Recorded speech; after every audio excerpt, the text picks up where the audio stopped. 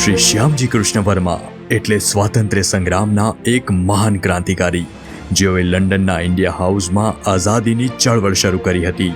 એમની અંતિમ ઈચ્છા હતી કે એમની અસ્થિઓ એમની જન્મભૂમિ ગુજરાતમાં પહોંચે, અને એ જ ઈચ્છાને માન આપ્યું માનનીય પ્રધાનમંત્રી અને તત્કાલીન મુખ્યમંત્રી શ્રી નરેન્દ્ર મોદીજીએ.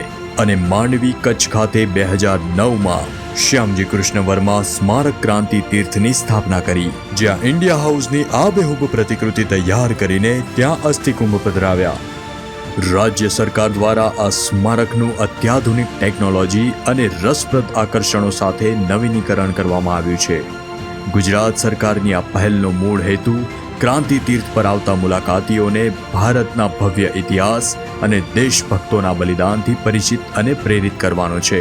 શ્યામજી કૃષ્ણ વર્મા સ્મારકનું ઉદ્ઘાટન માનનીય મુખ્યમંત્રી શ્રી ભૂપેન્દ્રભાઈ પટેલના વરદ હસ્તે તારીખ 4 ઓક્ટોબર સાંજે 4 વાગે ક્રાંતિ તીર્થ શ્રી શ્યામજી કૃષ્ણ વર્મા સ્મારક માંડવી કચ્છ ખાતે કરવામાં આવશે.